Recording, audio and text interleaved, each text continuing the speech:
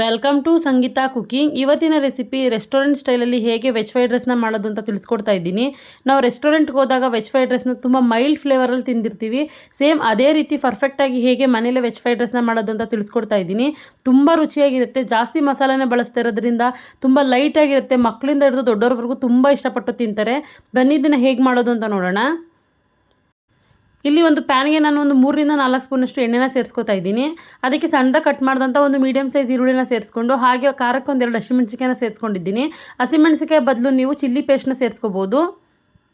ಇವಾಗ ಇದನ್ನು ಸ್ವಲ್ಪ ಹೊತ್ತು ಫ್ರೈ ಮಾಡ್ಕೊಳ್ಳೋಣ ಎಣ್ಣೆಲೆ. ಸುಮಾರು 1-1.5 ನಿಮಿಷದವರೆಗೂ ಕೂಡ ಇದನ್ನು ಐ ಫ್ಲೇಮಲ್ಲಿ ಇಟ್ಕೊಂಡು ಚೆನ್ನಾಗಿ ಫ್ರೈ ಮಾಡ್ಕೊತಾ ಇದ್ದೀನಿ. ಇವಾಗ ಇದಕ್ಕೆ 1 ಸ್ಪೂನಷ್ಟು ಶುಂಠಿ ಬೆಳ್ಳುಳ್ಳಿ ಪೇಸ್ಟ್ನ ಸೇರಿಸ್ಕೊತಾ ಇದ್ದೀನಿ. ಇದನ್ನು ಕೂಡ ಎಣ್ಣೆಲೆ ಚೆನ್ನಾಗಿ ಫ್ರೈ ಮಾಡ್ಕೋಬೇಕು. ಹಸಿ ವಾಸನೆ ಹೋಗೋವರೆಗೂ ಫ್ರೈ ಮಾಡ್ಕೊಂಡ್ರೆ ಚೆನ್ನಾಗಿರುತ್ತೆ. ನೋಡಿ, ಈಗ ಶುಂಠಿ ಬೆಳ್ಳುಳ್ಳಿ ಪೇಸ್ಟ್ ಕೂಡ ಚೆನ್ನಾಗಿ ಫ್ರೈ ಆಗ್ತಾ ಇದೆ. ಘಮ ಅಂತ ಪರಿಮಳ ಬರೋವರೆಗೂ ಕೂಡ ಇದನ್ನು ಫ್ರೈ ಮಾಡ್ಕೊಳ್ಳೋಣ. ನಾನು ಎಲ್ಲನೂ ಕೂಡ ಐ ಫ್ಲೇಮಲ್ಲಿ ಇಟ್ಕೊಂಡೇ ಮಾಡ್ಕೊತಾ ಇದ್ದೀನಿ.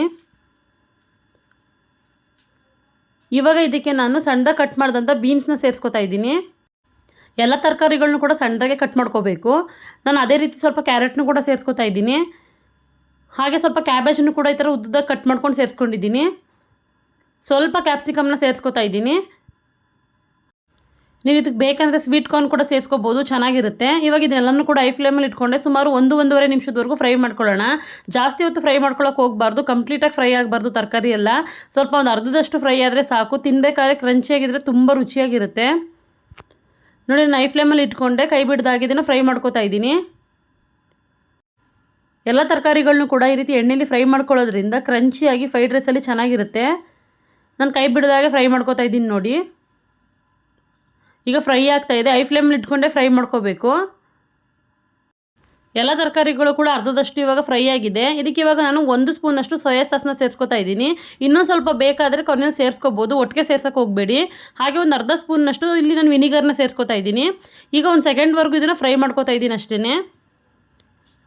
ಇದಕ್ಕೆ ಇವಾಗ ನಾನು ಒಂದು 3/4 ಸ್ಪೂನಷ್ಟು ಕಾಳು ಮೆಣಸಿನ ಪುಡಿನ ಸೇರಿಸ್ಕೊತಾ ಇದ್ದೀನಿ. ಇದೇ ನಮಗೆ ಖಾರ ಕೊಡೋದು. ನಮಗೆ ಇದನ್ನು ಎಷ್ಟು ಬೇಕೋ ಅಷ್ಟನ್ನು ಸೇರಿಸ್ಕೋಬೇಕು, ಜಾಸ್ತಿ ಕೂಡ ಹಾಕೊಳ್ಳೋಕೆ ಹೋಗಬೇಡಿ. ಮೆಣಸಿನ ಪುಡಿನ ಸೇರಿಸಾದ್ಮೇಲೆ ಇಮಿಡಿಯೇಟಾಗಿ ನಾನು ಇಲ್ಲೊಂದು 2.5 ಕಪ್ನಷ್ಟು ರೈಸ್ನ ಸೇರಿಸ್ಕೊತಾ ಇದ್ದೀನಿ. ನಾನು ಇದನ್ನು ಕುಕ್ ಮಾಡಿ ಚೆನ್ನಾಗಿ ತಣ್ಣಗಾಗಿ ಬಿಟ್ಟಿದ್ದೆ. ನಾನಿಲ್ಲಿ ಬುಲೆಟ್ ರೈಸ್ನ ಸೇರಿಸ್ಕೊಂಡಿದ್ದೀನಿ. ನಿಮಗೆ ಬೇಕಂದರೆ ಬಾಸುಮತಿ ರೈಸ್ನ ಕೂಡ ಸೇರಿಸ್ಕೋಬೋದು. ಅನ್ನನ ಸ್ವಲ್ಪ ಉದುದ್ರವಾಗಿ ಮಾಡಿಕೊಂಡ್ರೆ ತುಂಬ ರುಚಿಯಾಗಿರುತ್ತೆ. ಇವಾಗ ಎಲ್ಲ ರೈಸ್ನು ಕೂಡ ಸೇರಿಸಾಗಿದೆ. ರುಚಿಗೆ ತಕ್ಕಷ್ಟು ಉಪ್ಪನ್ನ ಸೇರಿಸ್ಕೊತಾ ಇದ್ದೀನಿ. ನಾನು ರೈಸ್ ಮಾಡಬೇಕಾದ್ರೂ ಕೂಡ ಉಪ್ಪನ್ನ ಸೇರಿಸಿ ರೈಸ್ ಮಾಡ್ಕೊಂಡಿದ್ದೀನಿ.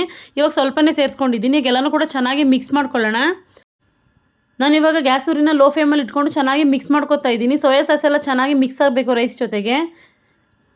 ಸುಮಾರು ಒಂದು 2 ನಿಮಿಷದವರೆಗೂ ಈ ರೀತಿ ಕೈ ಬಿಡ್ದಾಗೆ ಮಿಕ್ಸ್ ಮಾಡಿಕೊಂಡ್ರೆ ಚೆನ್ನಾಗಿ ಮಿಕ್ಸ್ ಆಗಿ ಹೋಗುತ್ತೆ. ನೋಡಿ, ಈಗ ಒಂದು 2 ನಿಮಿಷದವರೆಗೂ ಚೆನ್ನಾಗಿ ಮಿಕ್ಸ್ ಮಾಡ್ಕೊಂಡಿದ್ದೀನಿ. ಇವಾಗ ಇದಕ್ಕೆ ಇನ್ನೊಂದು ಸ್ವಲ್ಪ ನಾನು ಸೋಯಾ ಸಾಸ್ನ ಸೇರಿಸ್ಕೊತಾ ಇದ್ದೀನಿ. ಒಂದು ಅರ್ಧ ಸ್ಪೂನಷ್ಟು ಸೇರಿಸ್ಕೊಂಡಿದ್ದೀನಿ.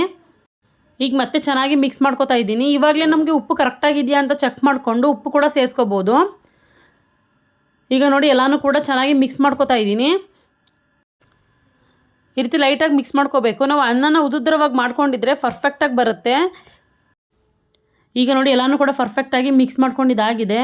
ರೆಸ್ಟೋರೆಂಟ್ ಸ್ಟೈಲಲ್ಲಿ ತುಂಬ ರುಚಿಯಾದಂತಹ ವೆಜ್ ಫ್ರೈಡ್ ರೈಸ್ ರೆಡಿಯಾಗಿದೆ.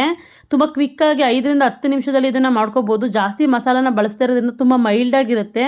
ನಿಮಗೆ ಸ್ವಲ್ಪ ಬೇಕು ಅಂದರೆ ಗಾರ್ನಿಷ್ಗೆ ಸ್ಪ್ರಿಂಗ್ ಆನಿಯನ್ನು ಕೂಡ ಸೇರಿಸ್ಕೋಬೋದು.